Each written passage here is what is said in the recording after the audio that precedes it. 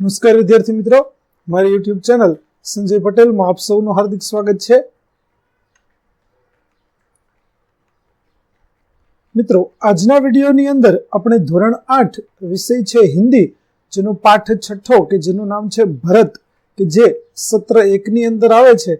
આ પાઠના અભ્યાસ અને સ્વાધ્યાયના પ્રશ્નોના જવાબો વિશે શીખવાના છીએ। વિદ્યાર્થી મિત્રો, જો તમે મારી ચેનલમાં નવા હોય તો મારી ચેનલને જરૂરથી સબસ્ક્રાઇબ કરો। વિડીયો સારો લાગે તો લાઇક કરો, શેર કરો અને બેલ નોટિફિકેશન ઓન કરો, જેથી મારા આગળના તમામ વિડીયો પણ આપને મળતા રહે। તેમજ મિત્રો, આ પાઠની પીડીએફ જોવા માટે પ્લે સ્ટોરમાં જઈ અમારી એપ્લિકેશન વિશ્વગુરુ સંજય પટેલ ડાઉનલોડ કરી તમારા મોબાઈલની અંદર ઇન્સ્ટોલ કરો। જે તમે શરૂ કરશો તો તમને આ પ્રકારે જોવા મળશે, જેમાં ઉપલબ્ધ બધા ધોરણોની અંદર ધોરણ બતાવશે, ધોરણ પસંદ કરશો એટલે વિષય બતાવશે, વિષય પસંદ કરશો એટલે પાઠ બતાવશે। જેમાં વિડીયો પર ક્લિક કરતા વિડીયો જોઈ શકશો અને અન્ય સાહિત્ય પર ક્લિક કરશો તો તમને પીડીએફ જોવા મળશે। તો આશા રાખું છું અમારી એપ્લિકેશન આપને ગમશે, જરૂર ડાઉનલોડ કરજો। તો ચાલો મિત્રો, હવે શરૂ કરીએ पाठ 6 भरत।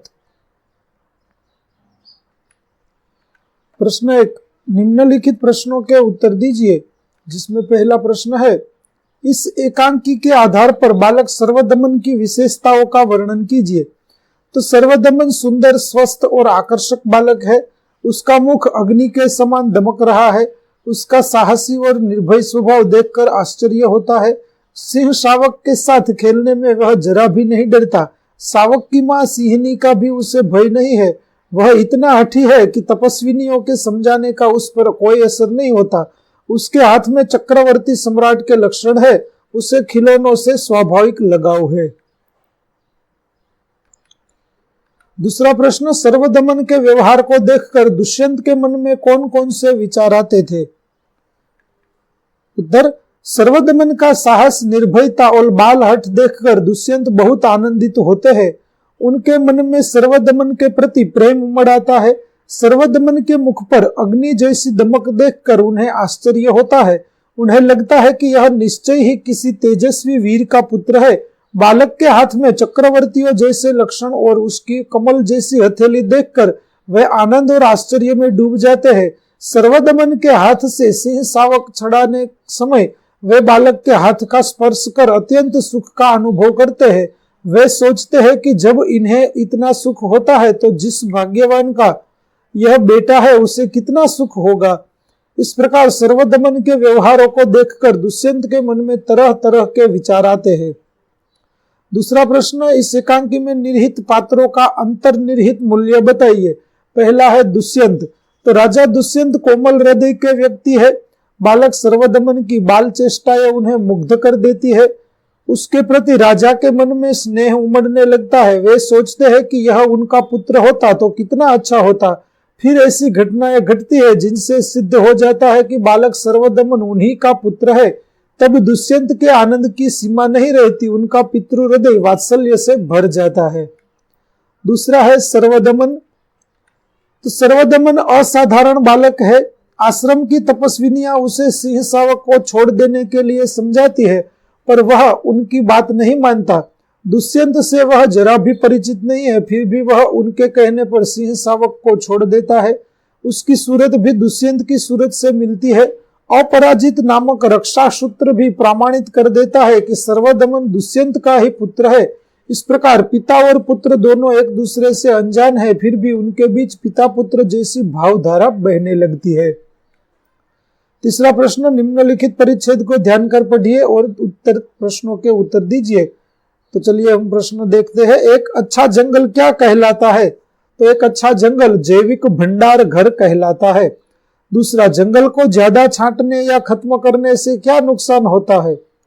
तो उत्तर, जंगल को ज्यादा छांटने या खत्म करने से अत्यंत उपयोगी और जरूरत के समय काम आने वाली बहुमूल्य वस्तुएं नष्ट हो जाती है। तीसरा, इस परिच्छेद को उचित शीर्षक दीजिए। उचित शीर्षक, जंगल की सुरक्षा हमारा कर्तव्य। चौथा प्रश्न, पर्यायवाची शब्द लिखिए। जंगल का वन, घर का गृह, आवास और बहुत का अधिक। दूसरा, इस परिच्छेद के आधारित 2 प्रश्न बनाइए, जिसमें जंगल की सुरक्षा क्यों आवश्यक है और जंगल हमारे लिए महत्वपूर्ण क्यों है। प्रश्न 4, सोच अपनी अब की आपको कौन सा टीवी प्रोग्राम अच्छा लगता है, क्यों? 10-15 वाक्यों में वर्णन कीजिए। तो विद्यार्थी मित्रों, यहाँ पर हमें जो प्रोग्राम पसंद है उसके बारे में कुछ लिखा है। आपको अपने मनपसंद प्रोग्राम के बारे में लिखना है। मैंने यहाँ नमूने के तौर पर एक प्रोग्राम के बारे में लिखा है जो आप भी लिख सकते हैं। चलिए आगे बढ़ते हैं। आप कक्षा में पढ़ाई कर रहे हो, तब भूकंप आ जाए तो आप क्या करेंगे? तो कक्षा में पढ़ाई करते समय यदि भूकंप आ जाए तो मैं खड़ा होकर जोर से चिल्लाऊं, भागो भागो, जल्दी बाहर निकल जाओ, भूकंप आया है। और ऐसा चिल्लाते हुए साथियों के साथ मैं शाला भवन से बाहर आ जाऊंगा। तो अभ्यासना प्रश्नो मित्रों અહીં પૂરા થાય છે। હવે જોઈએ સ્વાધ્યાયના પ્રશ્નો, જેમાં પહેલો પ્રશ્ન છે, प्रश्नों के उत्तर दीजिए। पहला प्रश्न, बालक ने ऋषियों ने बालक का नाम सर्वदमन क्यों रखा? तो बालक वन के पशुओं के बच्चों के साथ निडर होकर खेलता था। उसके इसी साहसी और निर्भीक स्वभाव के कारण ऋषियों ने उसका नाम सर्वदमन रखा था। दूसरा प्रश्न, दुष्यंत बालक के प्रति आकृष्ट क्यों हो रहे थे? उत्तर, बालक स्वस्थ, सुंदर, निर्भीक तथा हठीला था। उसकी इन्हीं विशेषताओं पर मुग्ध होकर दुष्यंत उसके प्रति आकृष्ट हो रहे थे। तीसरा प्रश्न, दुष्यंत ने पुरुवंशीय जीवन की कौन सी 2 रीतियां बताई? तो दुष्यंत ने पुरुवंशीय जीवन की ये 2 रीतियां बताई। वे युवावस्था में महलों में रहकर पृथ्वी की रक्षा और पालन करते हैं। वृद्धावस्था में वे तपस्वियों के आश्रम में वृक्षों के नीचे कुटी बनाकर रहते हैं। प्रश्न 2, चित्र का अवलोकन करके अपने शब्दों में कहानी लिखिए। तो विद्यार्थी मित्रों, અહીં चित्र આપણને આપેલું છે, તે ચિત્રના આધારે આપણે વાર્તા બનાવવાની છે।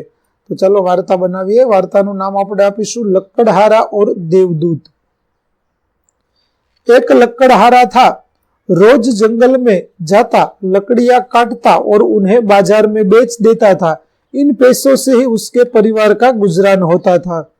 एक दिन लक्कड़हारा एक पेड़ पर चढ़कर उसकी एक डाल काट रहा था। पेड़ नदी के किनारे था। अचानक उसकी कुल्हाड़ी उसमें उसके हाथ से छूट गई और नीचे नदी में जा गिरी। लक्कड़हारा पेड़ से उतरा पर उसे तैरना नहीं आता था, अतः उदास होकर वहीं बैठ गया। संयोग से एक देवदूत वहां से गुजरा। उसकी दृष्टि लक्कड़हारे पर पड़ी। उसने लक्कड़हारे से उसकी उदासी का कारण पूछा।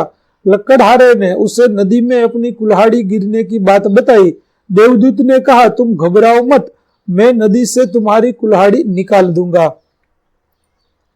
देवदूत ने पहले एक सोने की कुल्हाड़ी निकाली और पूछा, क्या यह तुम्हारी कुल्हाड़ी है? लक्कड़हारे ने कहा, नहीं, यह मेरी कुल्हाड़ी नहीं है। तब देवदूत ने चांदी की कुल्हाड़ी निकाली।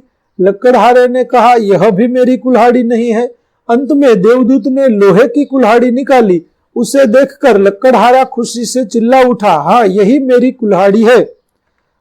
देवदूत लक्कड़हारे की ईमानदारी पर खुश हुआ। उसने सोने और चांदी की कुल्हाड़ियां भी लक्कड़हारे को इनाम के रूप में दे दी।